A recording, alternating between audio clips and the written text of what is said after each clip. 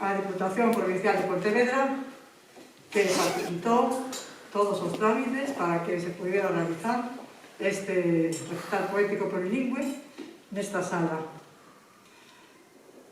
Moitas gracias tamén ás persoas que están detrás da Diputación de Pontevedra ou de Vigo, que tamén me atenden ás miñas cousas e viceversa.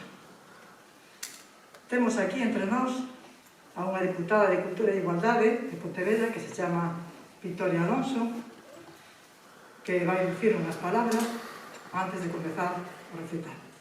Ten a palabra Victoria Alonso.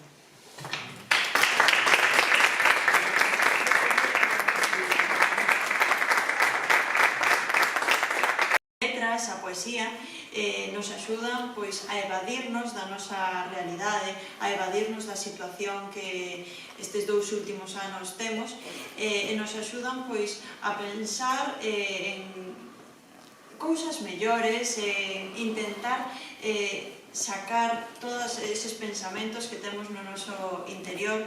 As letras son unha maneira de deixar fluir a nosa imaginación, así que graciñas por sempre telas de man, sempre ter de man a poesía. Estamos encantados de que teñades en conta a esta sala que chamase Rosalía de Castro e que non podía ter unha actividade mellor como é un recital de poesía. Así que moitas gracias.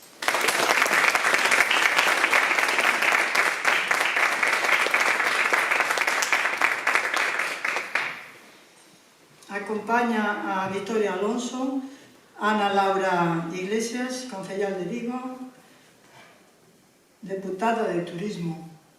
Está ben? Está perfecto. Que me parece que só quere acompañar, non? En principio. É bueno acompañar e disfrutar. Moi ben, moi ben. Bueno, pois este é o noso segundo recital presencial nesta sede da Diputación de Pontevedra levada a cabo polo proxecto Desafiando Sombras. E vai ter lugar precisamente nesta sala Rosalía de Castro, da que falaba antes a deputada, na sala da poeta máis lírica das nosas letras. A nosa procedencia ven de recitais virtuais a partir do confinamento, cousa que xa contei con máis detalle en xuño pasado, aquí, cando celebramos o noso primeiro recital presencial.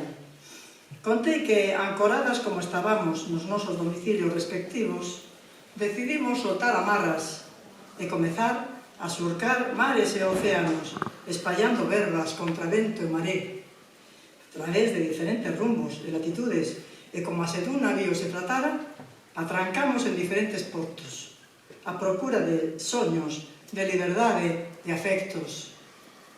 Estes portos tiñan nome de poesía, de libros, de letras galegas, de traducións, de noites meigas, de literatura francesa. A nosa singradura comezara co gallo do Día Mundial da Poesía e acabara nese mesmo día do ano seguinte, o 21 de marzo pasado, do ano 2021. Foi no grupo poético Nos queda a palabra, nos colaboraban artistas plásticos, non está, estaba invitada pero non está, artistas plásticos, músicos como Santiago Ferraduz, aquí presente, escritores como Chalo Viloro, poetas presentes aquí tamén, a segunda fila, Monse Copa e Lola Villar, que era un grupo moi grande que participaba en eses recitais, que chegamos incluso ao número de 20. Despois xa, a partir do momento presencial, fixese máis pequeno o número de participación. Volvendo ao día que nos convoca, estreamos a nosa andadura presencial precisamente nesta sala, como dixen, cando xa estábamos libres de pantallas, que quixemos encher de verbas diferentes latitudes e espazos en terra e en mar. E digo no mar porque no mes de outubro pasado, no Festival Internacional Kerouac, convocado por Marcos de la Fuente, deu a casualidade que foramos invitadas a recitar no barco que atravesa a ría cara ás Illas Cíes. Cousas da vida, surcando mares, esta vez non era metáfora. Desafiamos sombras. Pensamos que as sombras poden envolvernos en terra, en mar, na montaña, así mesmo na nosa paisaxe interior. Témolas. Ás veces, pódense converter en espesa brétema. Pero somos quen de desafialas, desbotalas fora de nós. As sombras poden vir do noso interior, como todo o mundo sabe, do noso microcosmos, ou do noso exterior, do noso macrocosmos. De aí que os nosos poemas e as nosas palabras teñan perspectivas diferentes segundo sexa a procedencia da musa inspiradora e, por suposto, da sensibilidade da poeta que as recite. Este recital poético plurilingüe que vai comezar ten moito que ver con dúas conmemoracións. O Día Mundial da Poesía, no que se precisa, sen dúbida ninguna, para celebralo, servirse de traducións, para así poderse achegar os universos poéticos de outras culturas, de outras linguas, e poder así universalizar a poesía. Como se non achegarse á poesía de Rainer Maria Rilke, Safo de Lesbos, Walt Whitman, ou Edgar Allan Poe, ou da poeta alemana Ingeborg Bachmann, entre outros. E no meu non de xeito arbitrario, senón que foron poetas recitados co gallo do Día Mundial da Poesía en marzo do 21 nos nosos recitais virtuais. En segundo lugar, e sobre todo, o día de hoxe, o recital de hoxe, está entroncado co Día Internacional de Traducción, que é o 30 do mes do vindeiro setembro, que é específico para todas as culturas alleas a nosa. No recital que nos ocupa, se non fora polo labor dos tradutores, non podería existir. Por mor das sombras intelixibles da palabra estranxeira. Nin este recital sería posible, nin o de hai 2 días, este ano 2022, o Día Mundial da Poesía foi o 21 de marzo pasado. Tampouco sería posible se non se bota man das traduccións. Neste recital poético plurilingüe, tendemos unha ponte para universalizar a poesía, desfacendo o mito da Torre de Babel. Partindo do latín, o francés, o portugués, o italiano, o inglés, o alemán e o xaponés, versionamos as palabras poéticas en galego ou castelán para desfacer o meigallo da incomunicación lingüística. Será un recital bilingüe de poesía de diferentes séculos, dende o século V, pasando polo XVIII, XIX e XX. Partimos de linguas romances, pasaremos despois a versión castelán dun poeta xaponés e para rematar na lingua anglosaxona e xermánica. Os poetas recitados serán Catulo, Jacques Prévert, Flor Vela Espanca, Gioconda Belli, Giacomo Leopardi, Yukio Mishima, Samuel Taylor Coleridge e Nelly Sachs. A presentación será colectiva, introducindo a lingua en que se vai recitar e salientando o máis importante de cada autor, sendo os poemas recitados da escolla de cada poeta. De xeito opcional, unha poeta pode recitar un poema da súa autoría. Comeza o noso recital plurilingüe a lingua que deu orixen ás nosas linguas romances ou románicas, o latín. E será Cris Amoedo quen recite en galego e en latín Lesbia, de Catulo. Unhas palabras para Cris Amoedo, profesora de latín, ademais de galego, castelán e francés, no Colexio Casa de la Virgen, en Cangas do Morrazo. Escribe dende moi nova, comprometida coa lingua galega, que equipara coa súa nenez. Paladea, con moita parsimonia, as súas certeiras palabras, que saben, ás veces amargas e moitas veces a mel. Polo xeito que ten de articulalas, cunha dozura especial que transmite paseniñamente da súa intimidade a nós. Polo de agora non ten presa ninguna en publicar, aínda que lle saen poemas por todas as partes. Participou nun libro colectivo de homenaxe ao poeta Manuel María no 2018. Colabora coa Nova Poesía Guitírica, no Día de Rosalía e outros, e tamén ca Asociación Os Vilares, en Betanzos, e recibiu un premio no certamen de Vilariñas no 2019. Ten un poemario inédito onde ancora a desidia, que espero e desexo non tarde en sair á luz. Ten a palabra Cris Amoedo.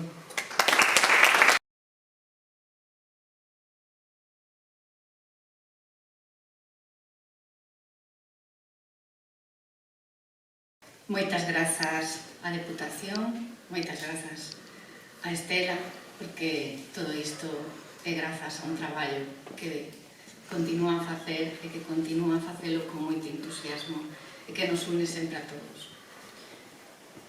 Vou recitar un poema, primeiro en latín, despois en galego, de Caio Valerio Catulo. Catulo naceu en Verona no ano 87 a.C.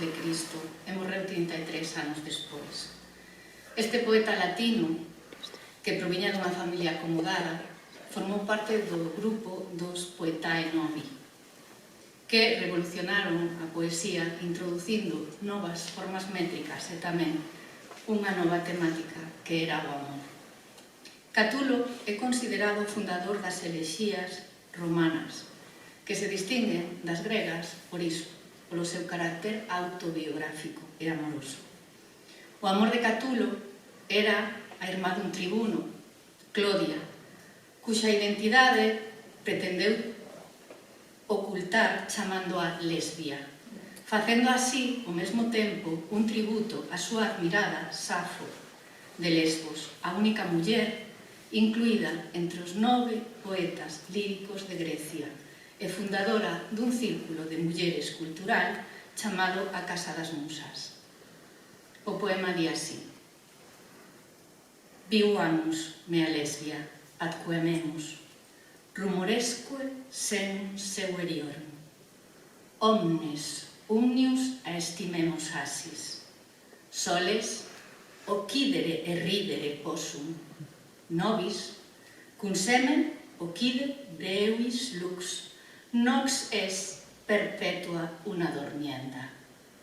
Dami bacia mille, de inde centum, de in mille altera, de in secunda centum, de indusque altera mille, de inde centum, de in cum milia multa fecerimus conturbabimus illa, nesciamus, aut nesqui malus invidere possit cum tantum escitiasse vasiorum.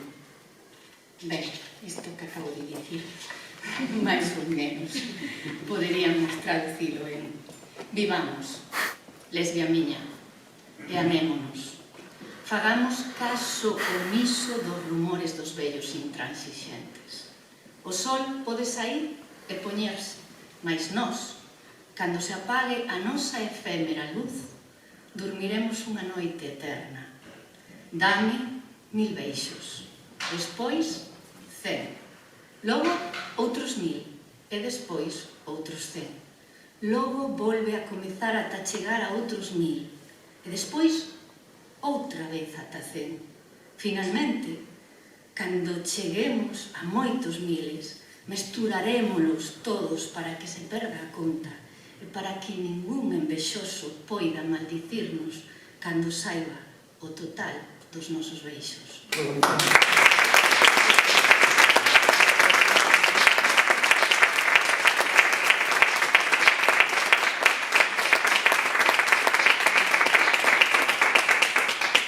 Despois, continuando pois esta vez seguindo en Grecia, seguindo coa mitoloxía, que é unha das cousas que me apaixonan, escribí un día un poema que se basa en Níobe, na raíña Níobe, filla de Tántalo, o deus do inferno, que casou co músico Anfión, rei de Tebas, e tiveron 7 fillos e 7 fillas. Níobe, orgullosa da súa fertilidade, instou a que o pobo non adorase a Leto, porque Leto, con Zeus, só tivera 2 fillos, Apolo e Artemisa. Apolo e Artemisa, en vinganza, mataron a todos os fillos de Níobe, agás a Melibea. Níobe, con Melibea nos seus brazos, vagou polo mundo ata chegar ao monte Sípilo. Ali xa non tiña máis forzas e soltou a súa filla e pouco a pouco foi perdendo a mobilidade e sufrindo unha metamorfose que a convertiu nunha rocha que malia ser unha rocha seguía chorando. Esa rocha ten unha fervenza. E esas son as lágrimas de Níobe. Cando eu escoitei esta historia, lembrei unha escultura que está en laxe dunha muller e unha nena. Esa escultura chamase A Espera e representa unha nai e unha filla agardando por eses homes que van ao mar, que moitas veces, como ben sabemos, desgraciadamente non volvemos. O poema di así: pensei que sería a doída pedra que fica inmóvil observando a costa, vestida de tempo e de musgo lacrimoso, biófita, xélida, sen veas nin sangue quente, sen flor, nin talo, nin froito, ventre seco en corazón de seixo, paisaxe de rocha granítica, sen raíces, ancorada perpetuamente ao noso soño. Pensei que sería a muller da carriza, minguando baixo o bafo poallento da salitre, cubrindo a dor e a vergoña cun veludo verde e ocultando a miña metamorfose ígnea que baleira o sangue da paisaxe das veas e deseña caprichosamente vetas níveas sobre o cristal frío da miña pel morta. Pensei que tería que ficar espida e pétrea como un farallón sobre a costa atlántica, iluminada polo ritmo compasado do faro que alumea como un blues a túa tumba e a miña. E desde ali, como Níobe desde o monte Sípilo, os meus ollos de fervenza chorarían un río ata o mar onde as 50 fillas de Nereo ocultaron con cobiza e de boiro o teu corpo. Bravo!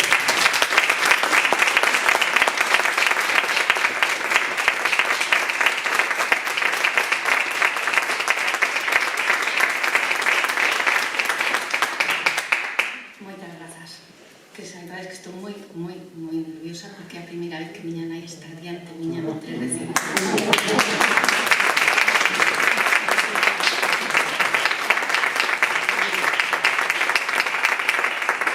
A seguir, a lingua románica máis importante desde o punto de vista da creación literaria, artística e filosófica, o francés. Estela Maris recitará en galego e en francés Pour faire le portrait d'un oiseau, para facer o retrato dun paxaro, de Jacques Prévert. Estela Maris González Balbuena é unha poeta viguesa de nacemento, licenciada en Filosofía e Letras na sección de Filoloxía Francesa pola Universidade de Santiago de Compostela. É catedrática desta materia e ensinante no IES Alexandre Bóveda e no IES Rosais II desta cidade. Publicou 2 poemarios, Pálpito súbito e Alma acróbata.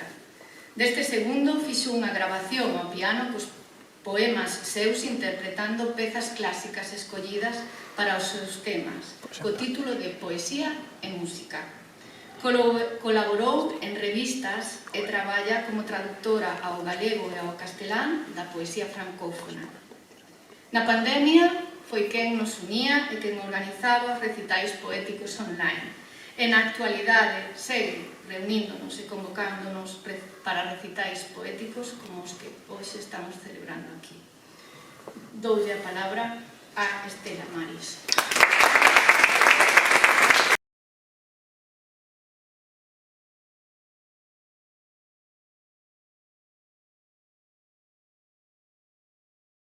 Jacques Prévert nace co século pasado, 1900. Poeta do modernismo, innovador pola forma e polos temas tratados. Poeta do povo, rebelde, tenro, anticlerical, antimilitarista. El mismo viviu 2 guerras, a Segunda Guerra Mundial e a Guerra de Indochina, denunciándoas na radio ou nos seus poemas tamén. Foi tamén ecoloxista avant la letra, ecoloxista adiantado ao seu tempo. A poesía francófona, A europea e mesmo a hispanoamericana ten un antes e un despois da publicación do seu poemario Parole, Palabras, en 1946. Tivo moitísimo éxito en París este libro, aínda que Prévert era xa coñecido nesta cidade polos seus guións cinematográficos e polo teatro tamén, como Quai de Brume, Peirao de Bretmas ou Le Jour se lève, Amanecer. E digo isto porque foi moi importante na súa poesía o seu ollar cinematográfico, que semella moitas veces preceder a palabra, como é o caso do poema que vou recitar, Pour faire le portrait d'un oiseau, para facer o retrato dun paxaro, que está incluído na miña antoloxía inédita e bilingüe, por problemas cos herdeiros, leva moito tempo, está, algún día sairá, do apartado elaborado por min, dedicado aos animais, que lle titulo eu, Jacques Prévert, defensor dos animais. Primeiro leerei en galego e despois en francés. Para facer o retrato dun paxaro. Pintar primeiro unha gaiola cunha porta aberta. Pintar de seguida algo bonito, algo sinxelo, algo fermoso, algo útil para o paxaro. Pousar de seguidiña até a contra dunha árbore, nun xardín, nun bosque ou nunha selva. Esconderse tras a árbore, sen decir ren, sen se mover. Ás veces, o paxaro chega axiña, pero pode tamén botar moitos anos antes de se decidir. Non se desalentar, esperar. Esperar se é necesario durante anos. A lixeireza ou a lentitude da chegada do paxaro non ten relación ninguna co éxito do cadro.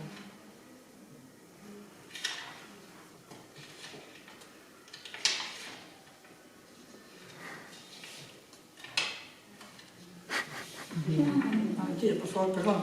Cando o paxaro chegue, se chega, gardar o máis fondo silencio, agardar que o paxaro entre na gaiola, e cando estea adentro, pechar coidadosamente a porta co pincel. Logo, borrar un por un todos os barrotes, tendo coidado de non tocar ningunha das plumas do paxaro.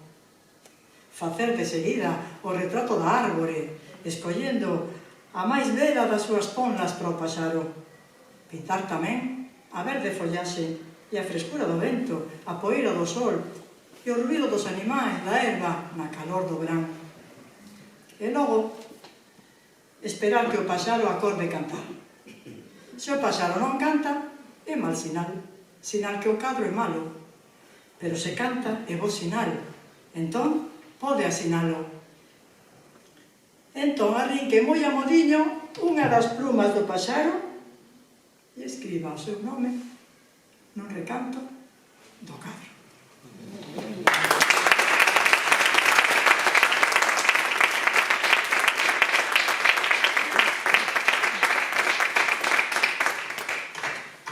É o que tengo en directo, se pasa alguna cousa, mira que te la folla tras por aí. Bueno, ahora pour faire le portrait d'un oiseau. Peindre d'abord une cage avec une porte ouverte. Peindre ensuite quelque chose de joli, quelque chose de simple, quelque chose de beau, quelque chose d'utile pour l'oiseau. Placer ensuite la toile contre un arbre, dans un jardin, dans un bois ou dans une forêt. Se cacher derrière l'arbre, sans rien dire, sans bouger. Parfois, l'oiseau arrive vite, mais il peut aussi bien mettre de longues années avant de se décider. Ne pas se décourager, attendre s'il le faut pendant des années. La vitesse ou la lenteur de l'arrivée de l'oiseau n'ayant aucun rapport avec la réussite du tableau. Quand l'oiseau arrive, s'il arrive, observez le plus profond silence. Attendre que l'oiseau entre dans la cage.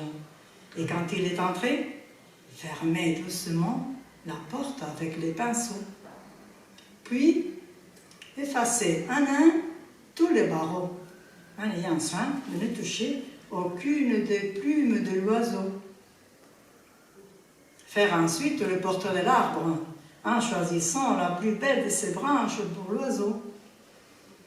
Peindre ensuite le vert feuillage, la fraîcheur du vent, la poussière du soleil et les bruits des bêtes de l'herbe dans la chaleur de l'été. Et puis, attendre que l'oiseau se décide à chanter. Si l'oiseau ne chante pas, c'est mauvais signe, signe que le tableau est mauvais. Mais s'il chante, c'est bon signe, signe que vous pouvez signer. Alors, vous arrachez tout doucement une des plumes de l'oiseau et vous écrivez votre nom dans un coin du tableau.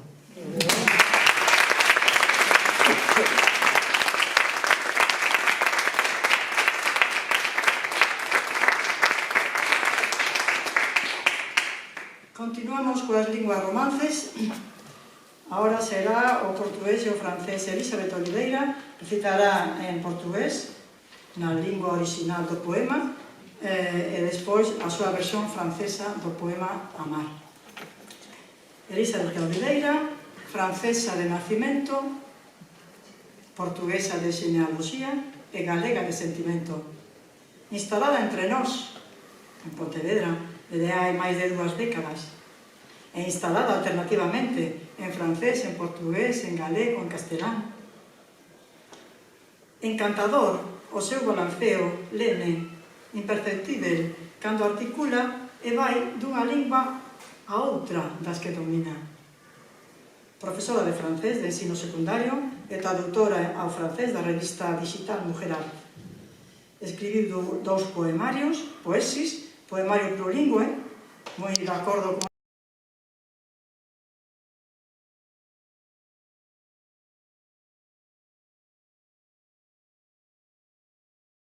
Moitísimas grazas, Estela, por esta presentación, pola convocatoria tamén, por estar aí pulando por nós e fazer que nos reunamos de cando en vez. Efectivamente, eu penso, sinto, escribo en 4 linguas. Entón, bueno, tampouco é que teña moito mérito, son circunstancias biográficas. Vou vos ler un poema de Flor Bela Espanca, que é a razón. Foi a poeta pola que eu escribo, realmente, foi así, literalmente.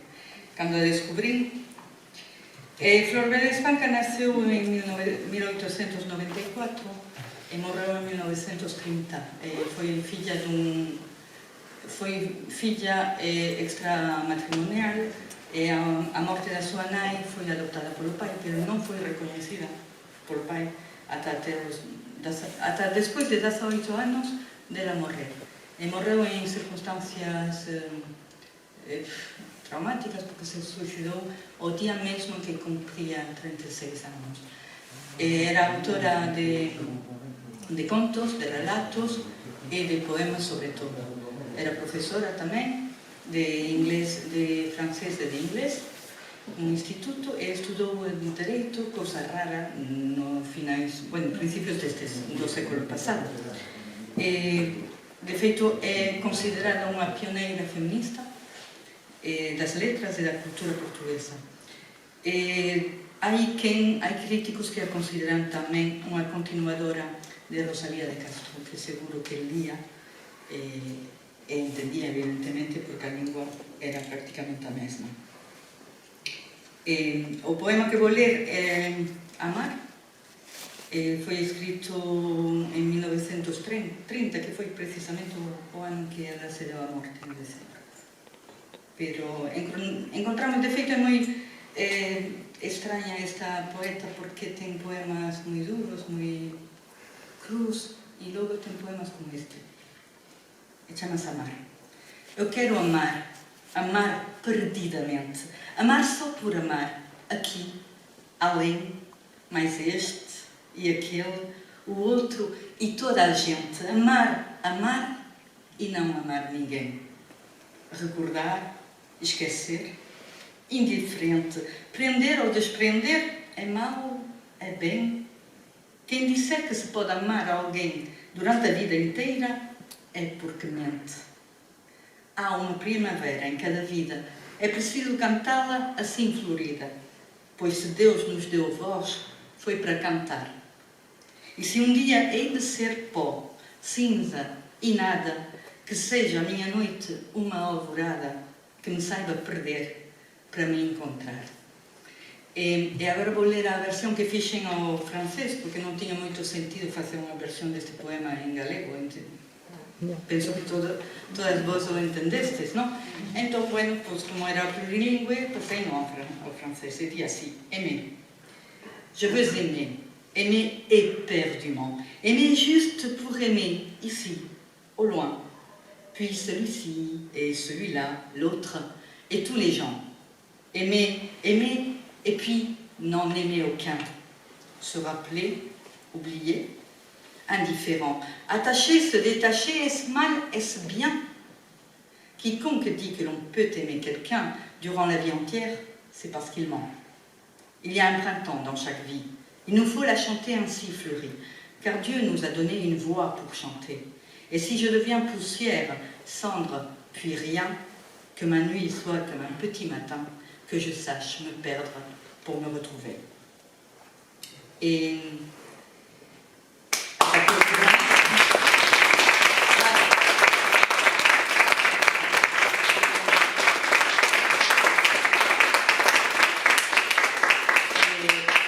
está desperdoados porque, bueno, non sei se sabía o poema. Sí, aí agora. E agora vou ir con un poema meu do segundo poemario de Náufragas no mar e na terra, que está, bueno, é un poema un pouco duro, pero está moi relacionado cos tempos que estamos a viver, e aparecíame moito que fose este, o que lese hoxe. Somos unha... Perdón, estou lendo en portugués e non...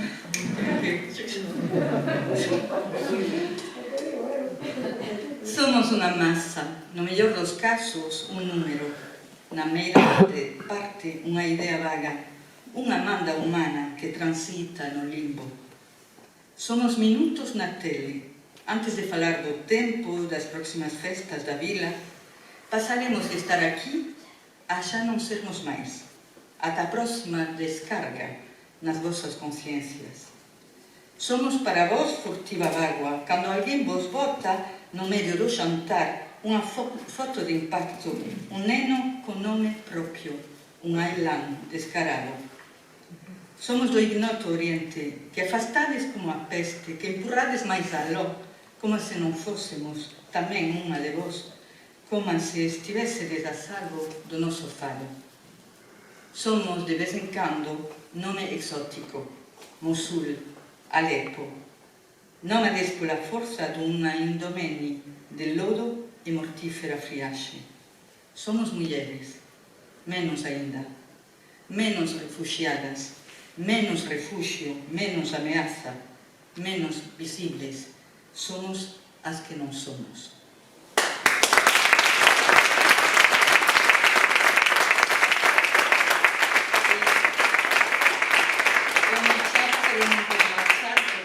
Presentar a miña compañeira que ven despois. Agora imos escoitar a Nila Álvarez Pousa, que nos vai recitar un poema de Gioconda Belli, comprometida coa lingua e coas desigualdades das mulleres e da nosa sociedade.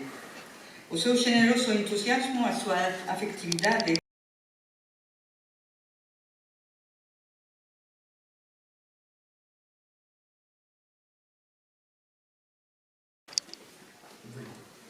Moitas grazas a todas por vir.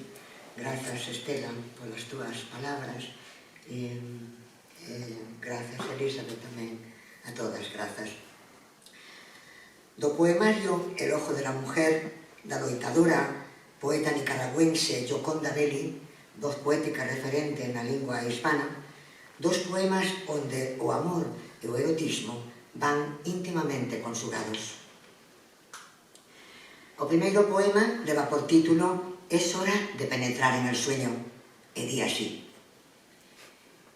é hora de introducirse no soño e decirche adeus de contado e perderme para ti. Así como ti xa estás perdido para min no silencio das túas pércebas apertadamente pechas. Estás fermoso así, como un neno desleixado e inocente a todo. Semella que non existiras máis que para dormir. Só eu sei da forza acochada que puso meu amor en estado de sitio. O segundo poema leva por título E hombre amado mío. E ven aquí. E home amado meu, refuga xa os vellos mapas, venme a percorrer en riba de indomables cabalos, inflama as velas e descobre este novo continente nado entre cataclismos e catástrofes. Gabea estas montañas azuis para ollar o teu nome escrito no confín, afunde nos lagos e coñece os nacarados monumentos a cada un dos teus beisos. Descifra as mensaxes pintadas nas grandes paredes e ve aparecer o teu riso nas árboles froiteiras desta terra, onde, como zugo vital, quero che guardar sempre.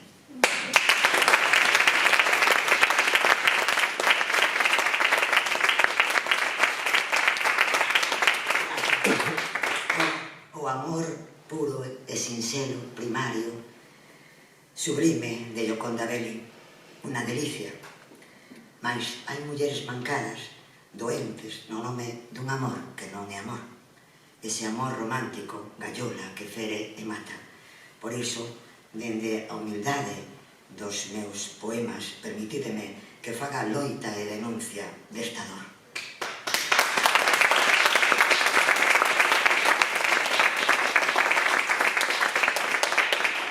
Porque eu estou coas mulleres tigre, coas mulleres arraias, estou coas mulleres pasado, coaquelas que lle medra un pico dende o cráneo ata as as.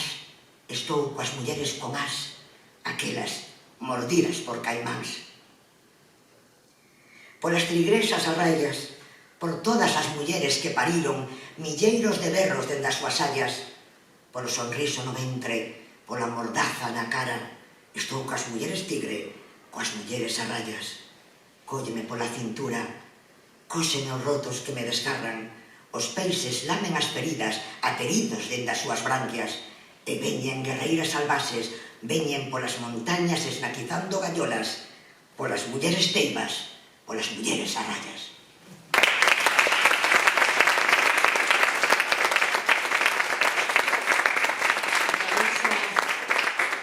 Arraias e guerreiras, e tamén somos redeiras. Redeiras apreisado o lume, estrangulade as branquias, as ondas cantan o pranto dun neno no ventre da balea e eu nas escumas lallo. Vou domar a cidade bordando o meu punto atrás, pola basta da miña saia, pingas de sal. Asesinadas na area, berro nas rúas de Vigo todas as letras que turran do meu embigo, neste bisturí en disección das partes blandas do meu peito. Por eso, mulleres galegas, mulleres do mundo, sacade as pernas da saia de escamas coa que nos acostumaron a medrar, porque non somos sereas, senón mulleres a piques de tocar o teito coas tenas.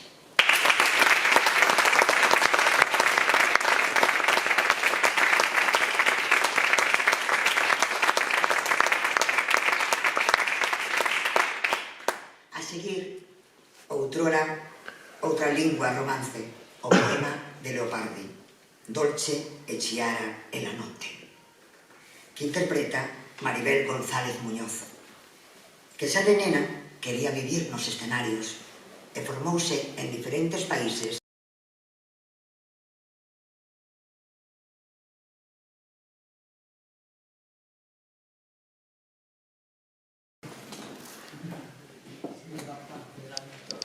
Se escucha así, ¿verdad? Voy a hacer un poema de Giacomo Leopardi. No se escucha. Pues no sé.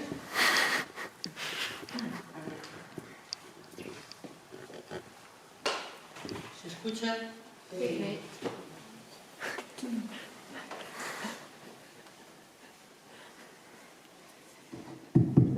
Sí, en este es...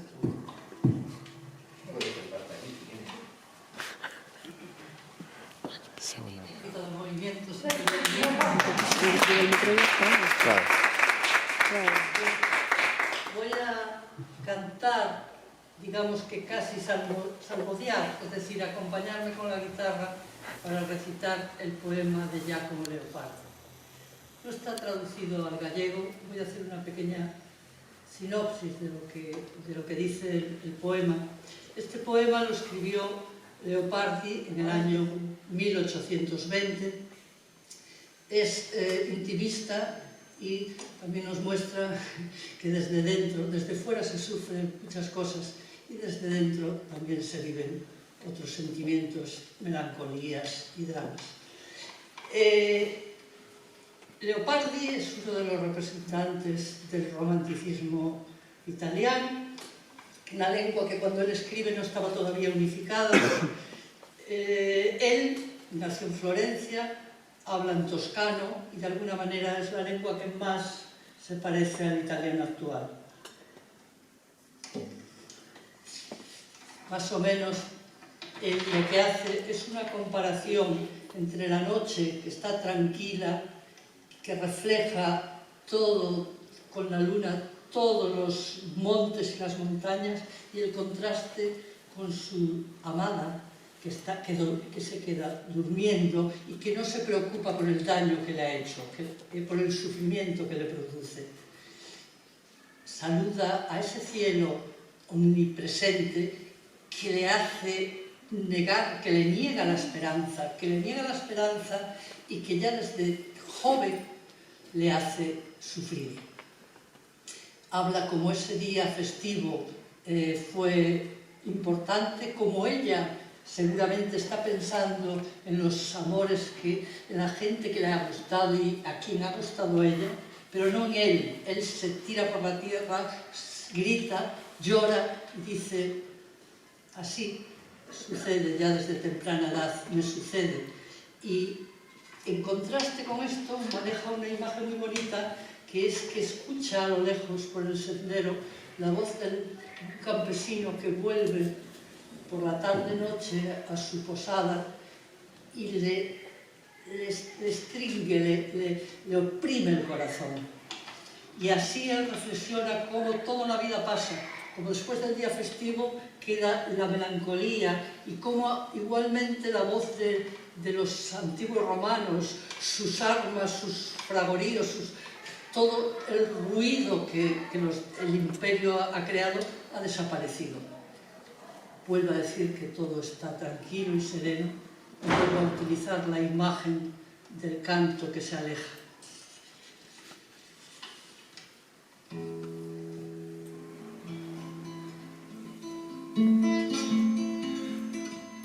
Dolce, chiara la notte e senza vento, e quieta sopra i tetti, in mezzo alle porti, posa la luna, e di lontan rivela serena ogni montagna. Oh donna mia, tu dormi e non te morde cura nessuna, e già non sai ni pensi quanta piaga m'apristi in mezzo al petto. Tu dormi.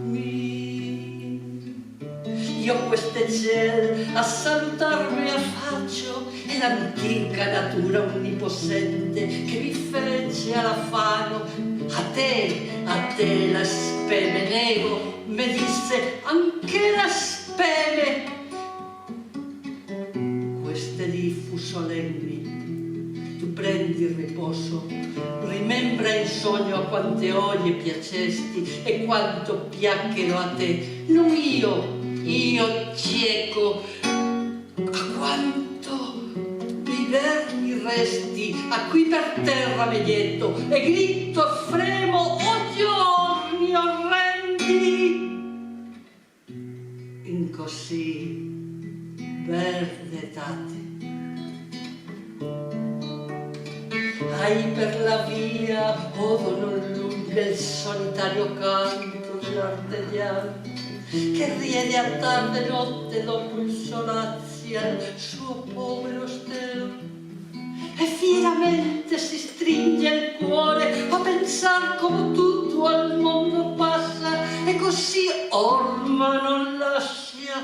Ecco è fuggito il dì festivo e al dì festivo il giorno volgar succede.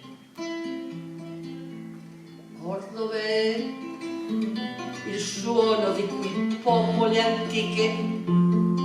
Or dov'è il grido dei nostri avi famosi? E il grande impero di quella Roma e l'armi e il fragolio che andò per terra e oceano? Tutto è pace, silenzio e tutto possa il mondo. Nella mia prima età, quando s'aspetta bramosamente il dì festivo, or passa che era spento, io doloroso la invelia e alla tarda notte un canto che subia per le sentieri, lontanando morire a poco, che similmente se ne stringeva il cuore. E alla tarda e alla notte un canto che si udiva per le sentieri, lontanando morire a poco, e similmente me stringeva il cuore.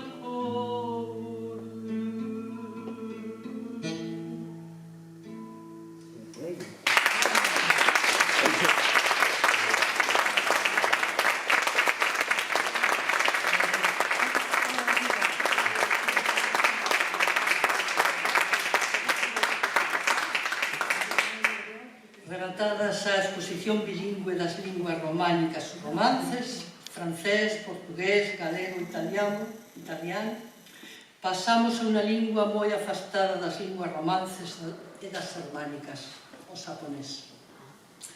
Será Alicia Savage quen recite o poema de Yukio Mishima.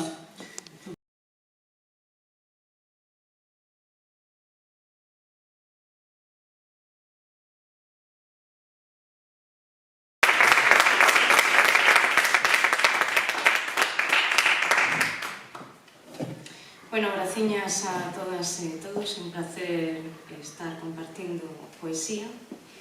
Gracias á Deputación, a Estela, como sempre, por organizar estes actos co que disfrutamos tanto. Bueno, ahora vai a 私はそもそも天に属するのか。そうでなければ、なぜ天はかくも絶えざる青の中傷を私へ投げ、私をいざない心の空にもっと高く人間的なものよりもはるか高みへ絶えず私をおびき寄せる。Bueno, pois isto, como comprenderedes, é un pouco difícil para mí recitarlo, por iso fixemos así. Pois pertence ao poema de Ícaro, do libro Del Sol y el Acero, do 1967, foi escrito nese ano. Dice que é o último poema de Yukio Mishima, inda que non é de todo certo. Se non é o último, quizáis é o antepenúltimo. Antes de suicidarse, como comentou a miña compañeira Maribel, facéndose o harakiri en 1970, un pouco como protesta contra a Constitución xaponesa posterior á Segunda Guerra Mundial, que prohibía a guerra. Yukio Mishima, que en realidade chamábase Kimitake Hiraoka, cando fixo este poema de Ícaro, de algún xeito está testimoniando a súa propia vida, é unha representación desta. Digamos que é unha forma de demostrar a extrema vergonza que sentía de si mesmo nunha época da súa vida e como chegou a facer desta, de si mesmo e da súa vida posteriormente, os anos posteriores, un exhibicionismo sumamente arriscado ata chegar incluso a suicidarse, o suicidio. Bueno, pois con vos, Ícaro. ¿Será entonces que pertenezco a los cielos? ¿Por qué si no persistirían los cielos en clavar en mí su azul mirada, instando a mi mente a subir cada vez más y penetrar en la bóveda celeste, tirando de mí sin cesar hacia unas alturas muy por encima de lo humano? ¿Por qué cuando se ha estudiado a fondo el equilibrio y se ha calculado el vuelo hasta el mínimo detalle, eliminando cualquier elemento de distracción, por qué este afán de grandeza ha de parecer en sí mismo tan próximo a la locura? Nada hay que pueda satisfacerme. Toda novedad terrena pierde enseguida su encanto. Me siento atraído hacia arriba sin cesar, más inestable, cada vez más cerca de la refulgencia del sol. ¿Por qué me abrasan estos rayos de razón? ¿Por qué me destruyen estos rayos? Pueblos y sinuosos ríos allá abajo me parecen tolerables a medida que aumenta la distancia. ¿Por qué suplican, consienten, me tientan con la promesa de que puedo amar lo humano, viéndolo únicamente así a lo lejos? Si la meta nunca ha sido el amor. Y de haberlo sido, no podría haber pertenecido yo jamás a los cielos. No he envidiado al ave su libertad, ni anhelado nunca la comodidad de la naturaleza, impulsado no por otra cosa que por el extraño anhelo de subir y subir, más cerca cada vez para zambullirme en ese profundo azul de cielo, tan opuesto a toda alegría, tan alejado de los placeres de la superioridad, pero siempre hacia arriba, aturdido, tal vez por la vertiginosa incandescencia de unas alas de cera. ¿O es que yo, al fin y al cabo, pertenezco a la tierra? ¿Por qué si no habría de darse la tierra tanta prisa en abarcar mi caída? Sin conceder espacio para pensar o sentir, ¿por qué la blanda, indolente tierra me saludaba con una sacudida de chapa de acero? La tierra blanda se habrá vuelto de acero solo para hacerme ver mi propia blandura, para que la naturaleza pueda hacerme comprender que caer, no volar, está en el orden de las cosas, algo mucho más natural que esta pasión imponderable. El azul del cielo será un sueño y nada más. Es un invento de la tierra que yo me sintiese embriagado brevemente por unas alas de cera. Instigaron los cielos ese plan de castigarme por no creer en mí mismo, o por creer demasiado. Ansioso de saber a quién debía yo lealtad, o suponiendo, vanidosamente, que ya lo sabía todo. Y solo porque he querido volar en los confines de los mundos, conocido y desconocido. Mundos que se hacen uno en el fragmento azul de una idea.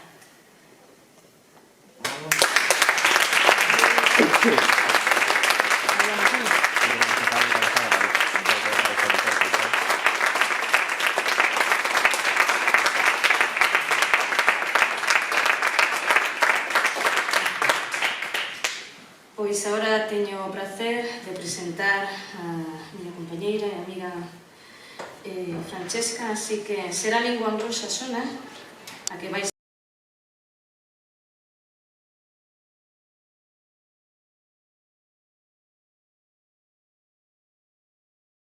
todos vosotros por compartir emociones con nós.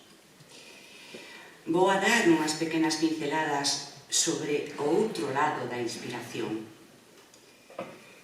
Arquitectura poética, creación, inspiración del Láudano. Es un indiscutible maestro de la poesía romántica, aparte de ser un clásico inglés, Samuel Taylor Coleridge, laquista de su propia obra, que consiste en no seguir escuela de pensamiento alguno. Era muy libre haciendo sus escritos. En los siglos XVII, XVIII, XIX, en Inglaterra, como en otras partes del mundo, algunos escritores cayeron rendidos o fueron influenciados por los efectos del néctar divino, como ellos le llamaban. Láudano, presente durante miles de años en los textos médicos más antiguos del mundo como un medicamento. Esta sustancia vive en la balada del viejo marinero, sobre el horizonte de su arquitectura bucólica, de estilo oscuro, misterioso, exacerbado, fascinante, sinestésico, supera los sentidos.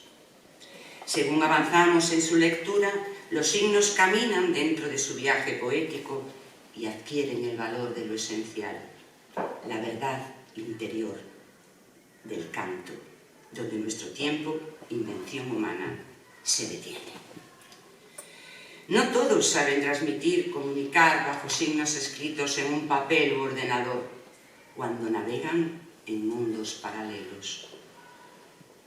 Largo poema narrativo dividido en 7 partes que consta de 625 versos. Yo os voy a leer solo una pequeña estrofa que es como un resumen de todo el poeta, de toda la poesía, perdón.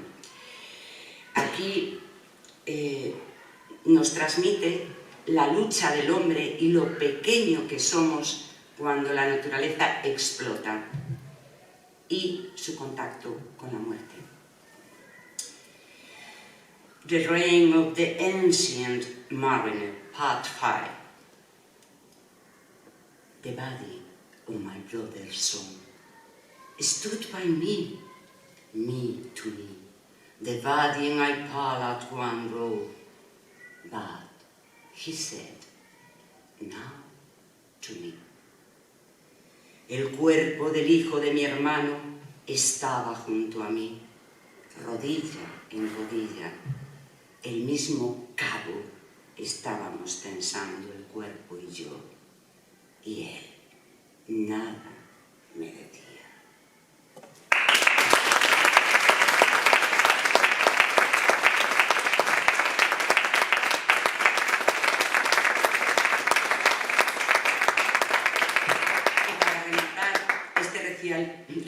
Este recital poético plurilingüe a lingua xermánica por excelencia, o alemán. Karin Montero, suiza de nacemento, escribe desde que aprendeu a ler. Vive en Galiza desde hai 25 anos, licenciada en etnoloxía por Zurich e antropoloxía pola Universidade de Extremadura. Para Karin, escribir e ler é un xeito de estar no mundo, facer fronte á vida e tamén estar viva.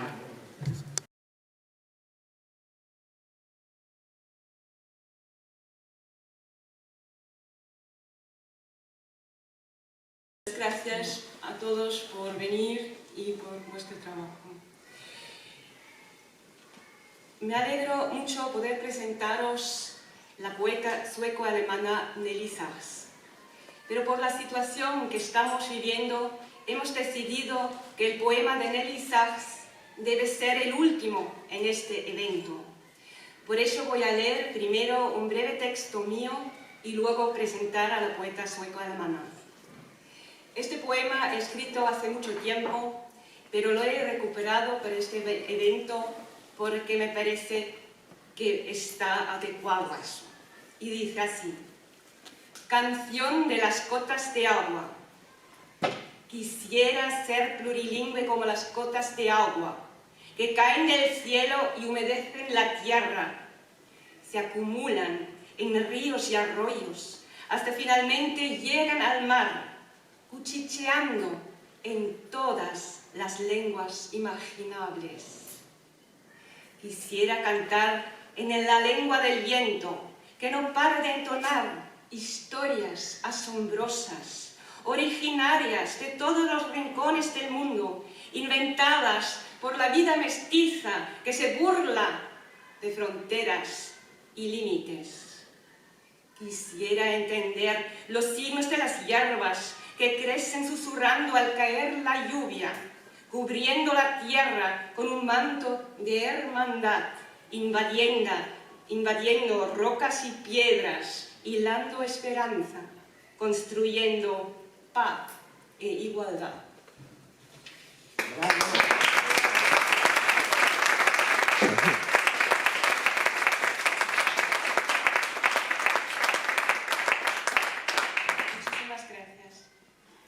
Nelly Sachs nació en 1891 en Berlín en una familia judía culta y acomodada. Era una niña un poco enfermiza y empezó a escribir poesía a una edad temprana. Siguió viviendo también de adulta en casa de sus padres hasta que la Segunda Guerra Mundial y la persecución nazi irrumpieron en su vida. Ella se decidió muy tarde por la huida. En último momento lo logró solo gracias a la intervención de la gran escritora sueca Selma Lagerlöf, la primera mujer en ganar el Premio Nobel de Literatura. De hecho, el salvoconducto para Nelly Sachs y su anciana madre llegó casi al mismo tiempo como la orden de deportación. Cuando por fin llegaron a Estocolmo, Selma Lagerlöf ya había muerto y Nelly Sachs empezó a trabajar como traductora. El contacto con la lírica nórdica le supuso nuevos impulsos para su propia poesía y en 1966 su obra también fue galardonada con el Premio Nobel de la Literatura. La obra de Nelly Sachs no es de fácil acceso, porque profundiza en la historia del pueblo judío y en el Holocausto, y también se interesó mucho por la mística judía, la Cábala.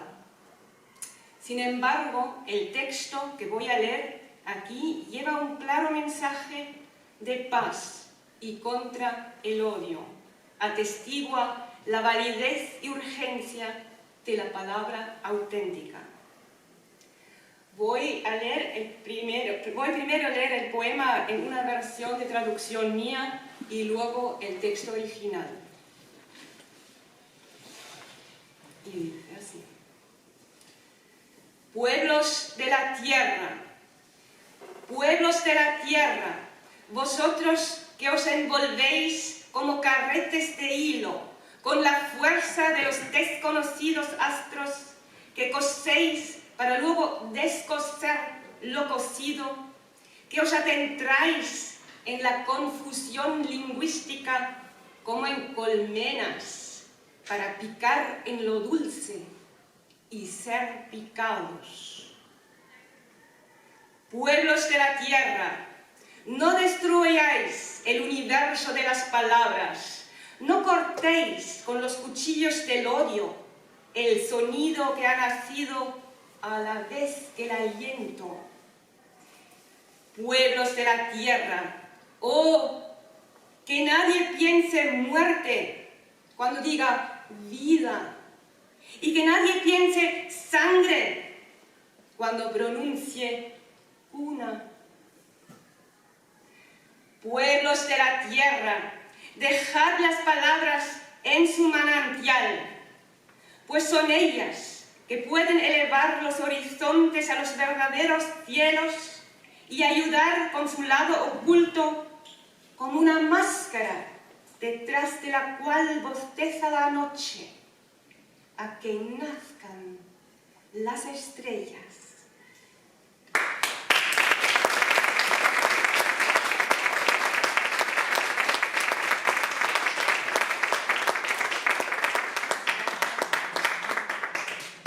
Voy a leer el texto, el poema en el original, en el alemán.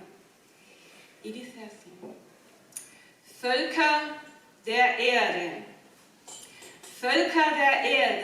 ihr, die ihr euch mit der Kraft der unbekannten Gestirne umwickelt wie Garnrollen, die ihr näht und wieder auftrennt das Genähte, die ihr in die Sprachverwirrung steigt, um im Süßen zu stechen und gestochen zu werden. Völker der Erde, zerstöret nicht das Weltall der Worte, zerschneidet nicht mit den Messern des Hasses den Laut, der mit dem Atem zugleich geboren wurde. Völker der Erde, oh, dass nicht einer Tod meine, wenn er Leben sagt, und nicht einer Blut, wenn Wiege spricht. Völker der Erde, lasset die Worte an ihrer Quelle, denn sie sind es, die die Horizonte in die wahren Himmel rücken können und mit ihrer abgewandten Seite, wie eine Maske, dahinter die Nacht gähnt, die Sterne gebären helfen.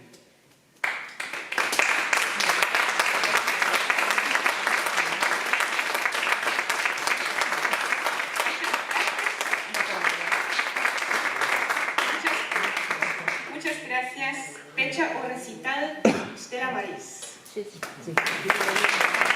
Que vos servirá para comunicar algunha emoción e para botar por fora, quero decir por fora, non? Para desbotar sombras.